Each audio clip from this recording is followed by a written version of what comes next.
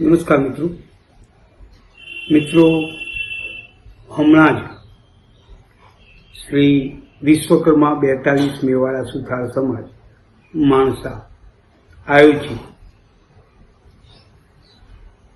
વિહાર ખાતે સમૂહ લગ્ન યોજાઈ ગયા. મિત્રો, પહેલા તો હું તમામ સન્માનીય દાતાશ્રીઓ, પ્રિય ભાઈઓ બહેનો બાળકો તેમજ જોડાના નવ યુગલોને હું ખૂબ ખૂબ શુભકામનાઓ આપું છું, શુભેચ્છાઓ આપું છું, અભિનંદન આપું છું. પહેલા તો મિત્રો હું નવદંપતીઓને ફરી અભિનંદન આપું છું. તેમજ તમારા પંથ પર સુખ અને સમૃદ્ધિનો પ્રકાશ હંમેશા વિસ્તરે, દરેક પગલું આગળ વધે અને તમારી તમામ ઈચ્છાઓ અને આકાંક્ષાઓ પૂરી થાય. તમારા જીવનમાં પ્રેમ, શાંતિ, સંપત્તિ અને સંમતતા વારંવાર પ્રગટે અને તમે દરેક ક્ષેત્રમાં શ્રેષ્ઠ પ્રાપ્તિઓ હાંસલ કરો. સંઘર્ષોથી વિમુક્તિ, તમારા માર્ગ પર દરેક સકારાત્મક વસ્તુ આવશે તેવી હું એક પ્રમુખ તરીકે શુભકામનાઓ પાઠવું છું, શુભેચ્છાઓ પાઠવું છું, અભિનંદન આપું છું. મિત્રો, બીજું પણ એક મારે નવયુગલોને કહેવાનું છે. મિત્રો, હું સલાહ નથી આપતો, હું બસ મારા વિચારો રજૂ કરું છું. મિત્રો, આપણે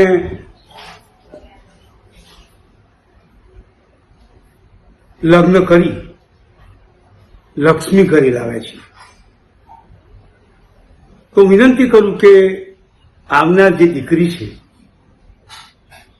એને ઘરની લક્ષ્મી માનવી.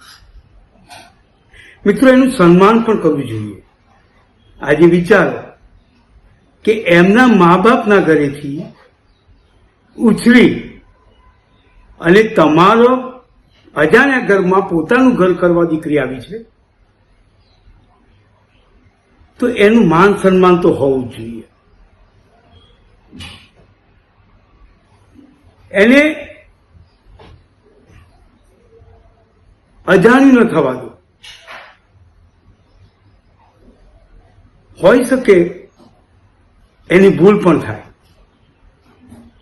કંઈક બોલી પણ જવાય. હંમેશા માફ કરવાનું શીખો, એને સન્માન કરવાનું શીખો. બની શકે એની ભૂલ પણ થાય. ભૂલ ઘણી રીતે સુધારી શકાય છે. જરૂર નથી કે આપણે એને બોલીને જ સુધારી શકાય. એનું માન સન્માન રાખો, એને બેઠા બેઠા કરો, એને દીકરીની માફક રાખો, એને લક્ષ્મીની તરફ રાખો.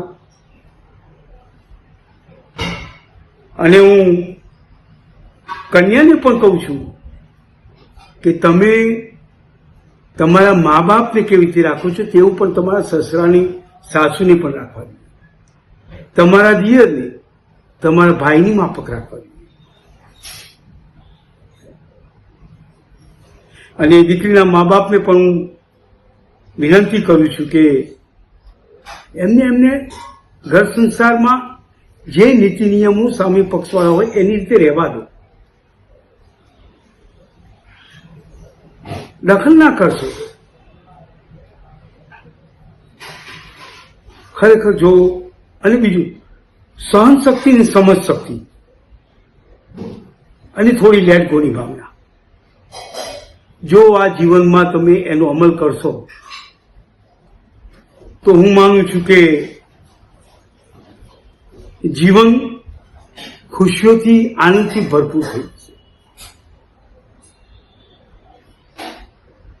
દરેક એકબીજાનું સન્માન રાખે, સંબંધોનું મહત્વ જાણે, પોતાના પરિવાર, પોતાનું કુટુંબ છે એ રીતે રહીને જો લગ્ન જીવન ગુજારશે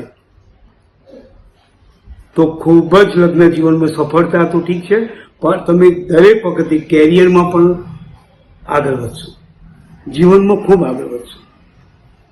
બસ હું વધારે તો કંઈ કહેતો નથી. આપણે એક મોટિવેશન કાર્યક્રમ રાખવાનો જ હતો. લગ્ન પછી 2-3 દિવસ પછી એક લગ્ન જીવન કેવી રીતે જીવવું, કેવી રીતે આનંદથી પસાર થવું, એનો એક આપણે કાર્યક્રમ રાખવાનો હતો, પણ સમયના અભાવે આપણે રાખી શક્યા નથી. એટલે હું આ વિડીયો મારફતે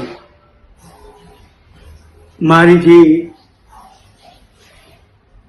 મનથી જે દિલથી કહેવાનું છે એ આપની સમક્ષ રજૂ કર્યું છે.